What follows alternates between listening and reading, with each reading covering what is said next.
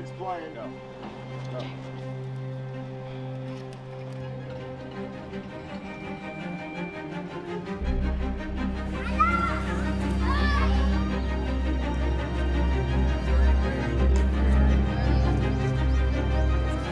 He's pushed in all the way to the edge. We're going down for one. So my cut is if I started with that tilt, reveal the whole thing. We have to build them because they're not movie lights. If you're an Origin crew member, raise your hand. Look at each other. This is a new family for the next couple months. Thank you so much. Happy day one. The film is based on a book called Cast by a Pulitzer Prize winner named Isabel Wilkerson. And I was so fascinated by her thesis in this film, which basically states that there is something underneath all of the isms that we experience in our lives across the world and across time. There's this thing underneath it all called caste. I thought that was a provocative idea, so I read the book several times. But as I was reading the book, I realized that there was more that I wanted to say about the story than the book. That I wanted there to be a character that we followed who could animate the ideas in the book. And I decided that that would be Wilkerson herself. So I approached her, I asked her if she'd be willing to allow me to make a film about her life and work. I'll leave you with that. Thank you.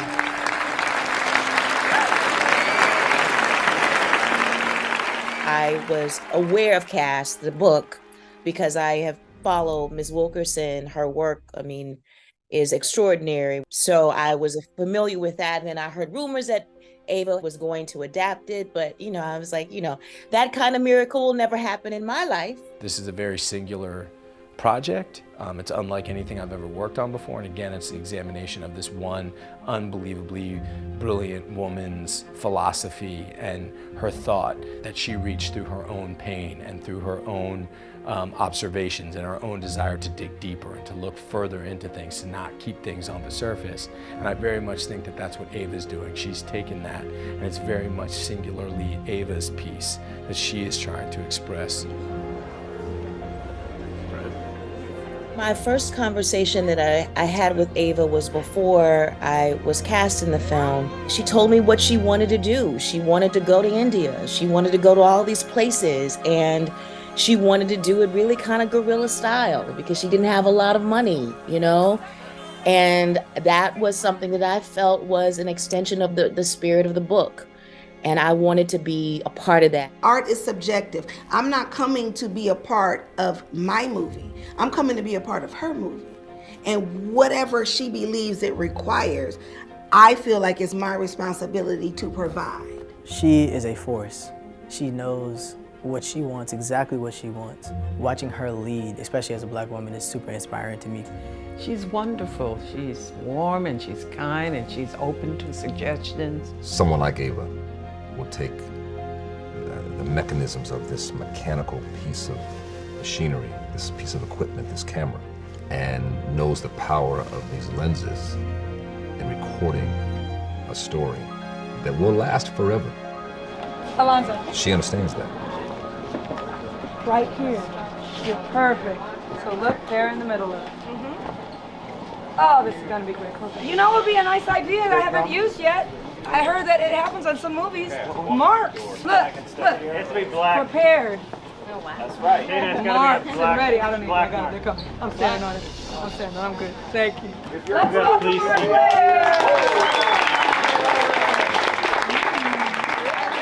I can't imagine Ava sleeping. She just seems so full, and there's a kind of contagious enthusiasm that you have to match as an actor to sort of walk onto her set. She sort of demands of you that not only are you kind of prepared, but that you are like eager to be here. She treats everyone who's in the movie like they're number one on the call sheet. Like, I've never seen anyone work with background performers that way. Like in the dance hall sequence, she would go to each table and say, you're married, but you're kind of in a fight, you're not doing so well, you're on a first date, you guys are drunk, like would create backstories and would continually remind people, you're in the movie, you were going to go see this movie and you're going to be in it. And that's a very thrilling set to be a part of. I've just never seen anyone pay that close attention to the story of each single soul that's in the frame. Yeah, amazing.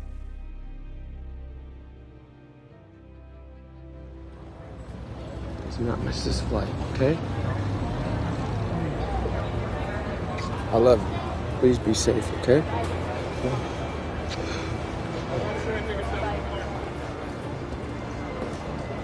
You got your boarding pass. I knew you had it. Hell yeah, you knew it, huh? You got it. Bye, baby. I wasn't really able to take full creative license, but I also couldn't, I didn't know what I was really aiming for, and I'll be honest, that was hard for me in the beginning. It was frustrating. That being said, I think what ultimately you need to do in those kinds of situations is double down on your trust for the people that you're working with. And in this case, I cannot imagine two women that I'd rather, be in that foxhole with than Ava and Aunjanue. And I look at Aunjanue, I look at the work she's doing. Her heart is wide open and raw, and I believe everything she's doing, and I can fall in love with that woman the way that Brett would fall in love. I can do that. Aunjanue's one of those people, like Ava in the beginning, where you see such a nugget of greatness, and she's brilliant at what she does. She's not just okay, she's not just great, she's pretty damn brilliant. She blows me away, and Aunjanue is above all else, she's the reason why I really wanted to be here.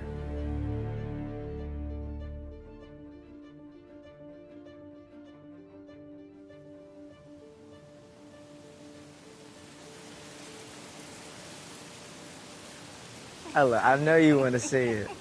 Go ahead. I'm not gonna say it. But you wanna. Yeah, I do. I know, go ahead.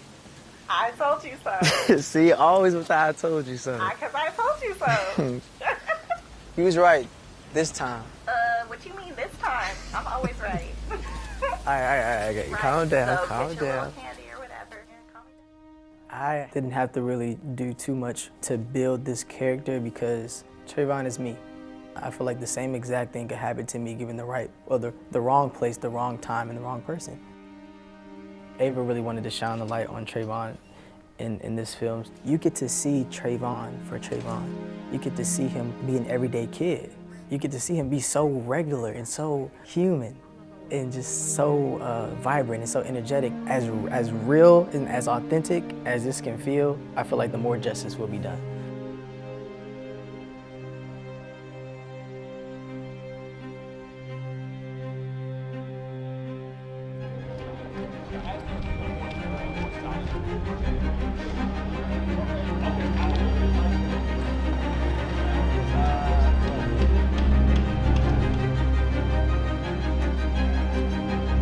So I'm down on the hand, you get a background person doing something in the street come through.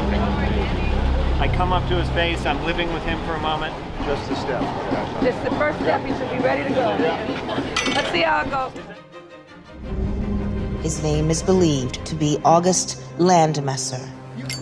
He had joined the Nazi Party 2 years before this day, but in that time, August met and fell in love with a woman unlike any he'd ever met.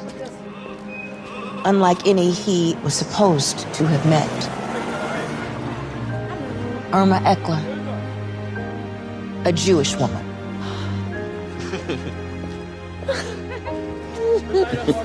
Mein unerwartetes Vergnügen. Du bist früh angekommen. Ich bin eine Überraschung. Das bist du wohl. Eine attraktive Überraschung. Victoria and I had a lot of homework to do real fast, and we didn't know each other before we got here, and we were sort of thrown into the fire, and it was great.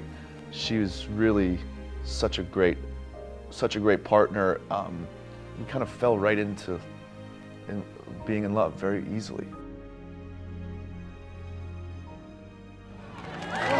Unsere Arbeit hat sich gelohnt. Das hat nur 6 Monate gedauert. Trotzdem hat es sich gelohnt. It's such a beautiful thing that these people found love and that they didn't over-intellectualize it and didn't think about all these ideas of why they shouldn't be together, but instead were like, well, we love each other. Like we have this this really precious thing, and so we're not going to squander it.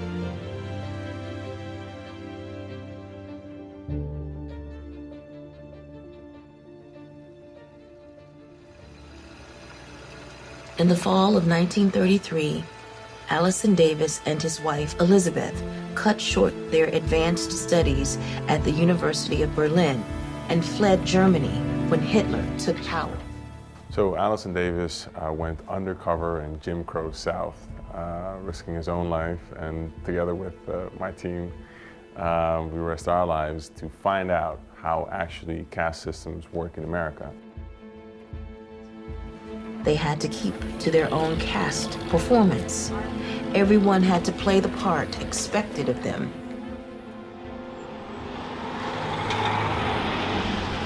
And cut! Nice. Cut! Very nice. My fellow cast members, Jasmine Jones and Matthew Zuck, Hannah Niewski, we were just an amazing team. There was such a cohesiveness that we were getting ready for every scene together. It's nobody did it on their own. We were on a secret mission, undercover team, and that was what we were like, offset as well. You leave when again? Next month. I have so much research to do here, and I have to start a new draft soon.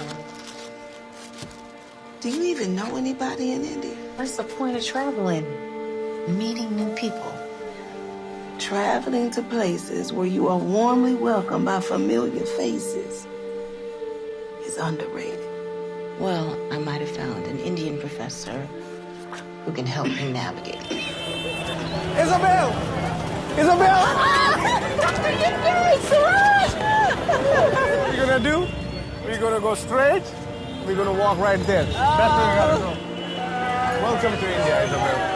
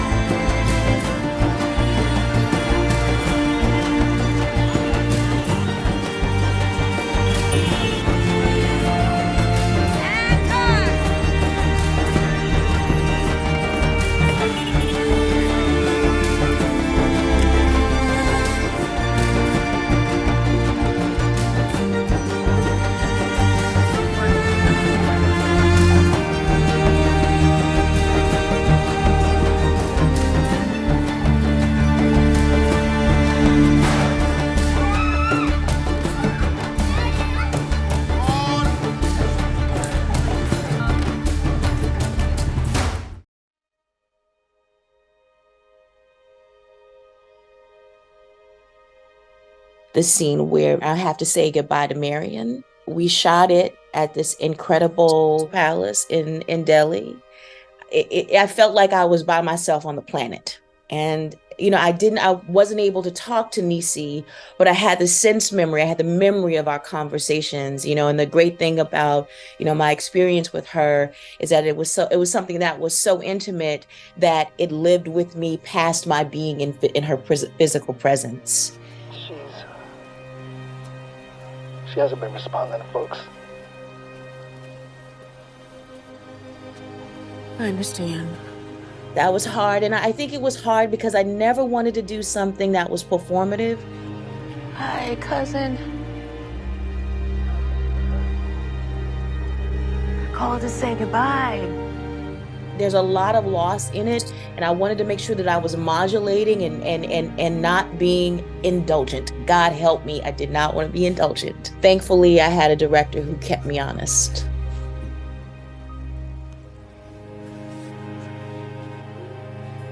I could stay around for a bit. Don't you dare. You go. So you can come home and you can write your stories. 'Cause folks need to know about this. My hope is that when people watch this film, they enter in with an open heart and they exit on a deeply feeling level. The success of this film won't be box office and it won't be critics. It'll be time. Time will tell. We hope that's what the film is and that you think about it when you leave the theater. That's the goal.